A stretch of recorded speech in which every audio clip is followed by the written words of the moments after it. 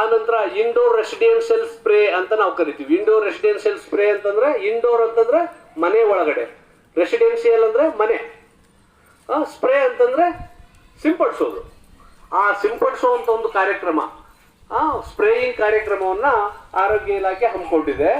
ಆ ಹಮ್ಮಿಕೊಂಡಿರೋ ಪ್ರಕಾರವಾಗಿ ನಿಮ್ಮ ಗ್ರಾಮಗಳಲ್ಲಿ ವಿಶೇಷವಾಗಿ ಅದು ಕಾರ್ಯಕ್ರಮ ಬರ್ತಾ ಇದೆ.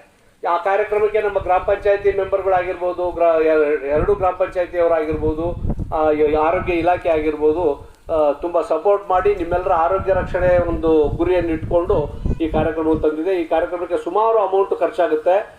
ಈ ಖರ್ಚಾದಂಥ ಹಣ ಸದುಪಯೋಗ ಆಗಬೇಕು.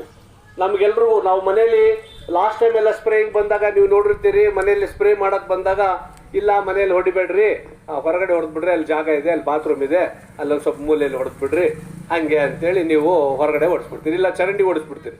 ಅವಾಗ ಏನಾಗುತ್ತೆ ಹೇಳ್ರಿ, ಆ ಸೊಳ್ಳೆಗಳು, ಹೊರಗಡೆ ಇದ್ದಂಥ ಸೊಳ್ಳೆಗಳು ಮನೆ ಒಳಗಡೆ ಬರ್ತವೆ.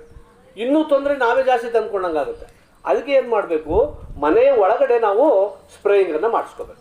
ಸ್ಪ್ರೇಯಿಂಗ್ ಮಾಡಿಸ್ಕೊಂಡ ನಂತರ ಏನಾಗುತ್ತೆ, ಮನೆ ಗೋಡೆಗಳಿಗೆ ಸ್ಪ್ರೇ ಮಾಡಿರ್ತಾರಲ್ಲ, ಆ ಸಮಯದಲ್ಲಿ ನಾವು ಊಟದ ಪದಾರ್ಥಗಳ, ಆಹಾರ ಪದಾರ್ಥಗಳನ್ನು ಒಂದು ಯಾವುದೋ ಬಟ್ಟೆಯಿಂದ ಅಥವಾ ಯಾವುದೋ ಪಾತ್ರೆಗಳಿಂದ ನಾವು ಮುಚ್ಚಿಟ್ಕೋಬೇಕು.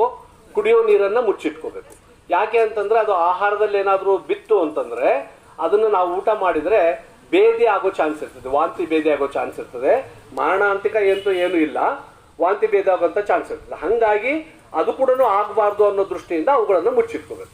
ಆನಂತರ ಟಿ ವಿ ಸ್ಕ್ರೀನ್ಸ್ ಎಲ್ಲ ಇರ್ತದಲ್ಲ, ಟಿ ವಿ, ಮೊಬೈಲು, ಲ್ಯಾಪ್ಟಾಪು ಎಲ್ಲ ಯೂಸ್ ಮಾಡ್ತಾ ಇರ್ತೀವಿ. ಸೊ ಅವುಗಳನ್ನು ಕೂಡ ನಾವು ಮುಚ್ಚಿಟ್ಕೊಳ್ಳೋಂಥ ಒಂದು ಕೆಲಸವನ್ನು ಮಾಡಬೇಕು. ಯಾಕೆ ಅಂತಂದರೆ ಅವುಗಳ ಮೇಲೆ ಬಿದ್ದರೆ ಅವು ಹಾಳಾಗುವಂಥ ಒಂದು ಅವಕಾಶ ಇರ್ತದೆ.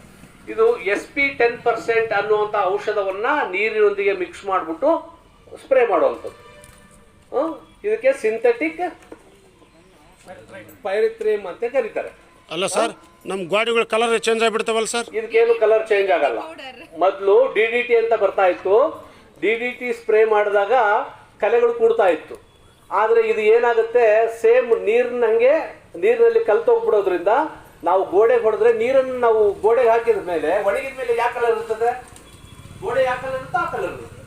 ಸೊ ಹಾಗೆ ಇದು ಕೂಡ ಸ್ಪ್ರೇ ಮಾಡಿದಾಗ ಏನಾಗುತ್ತೆ, ಗೋಡೆಗಳ ಬಣ್ಣ ಯಾವುದೂ ಚೇಂಜ್ ಆಗೋದಿಲ್ಲ. ಮತ್ತೆ ಒಣಗಿದ ನಂತರ ಅದು ನಾರ್ಮಲ್ ಬಂದ್ಬಿಡುತ್ತೆ. ಹಾಗಾಗಿ ಯಾರು ಕೂಡ ಇದು ಆಮೇಲೆ ಲಾಸ್ಟಿಗೆ ಎಲ್ಲ ಬರೆದು ಈ ಮಾಹಿತಿಯನ್ನು ಪಂಚಾಯತ್ ಹೇಳಿ ಅವರು ನಿಮ್ಮ ತಿಳಿಸಿ ಅವ್ರು ಕೂಡ ಒಂದು ಸೈನ್ ಇಲ್ಲಿ ಮಾಡಿಸ್ಬಿಡೋಣ. ಒಟ್ಟು ಏನು ಬಂದರೂ ಎಲ್ಲ ರೋಗದ ಬಗ್ಗೆ ಪ್ಲಸ್ ವೈರಸ್ ಕಾರ್ಯಕ್ರಮ 10 ರಿಂದ 20-30 ಸಾವಿರ ರೂಪಾಯಿ ಖರ್ಚಾಗುತ್ತೆ. ಯಾಕಂತಂದ್ರೆ ಸರ್ಕಾರಿ ಆಸ್ಪತ್ರೆಯಲ್ಲಿ ಏನು ಚಿಕಿತ್ಸೆ ಕೊಡಬೇಕು ಕೊಡ್ತಾರೆ.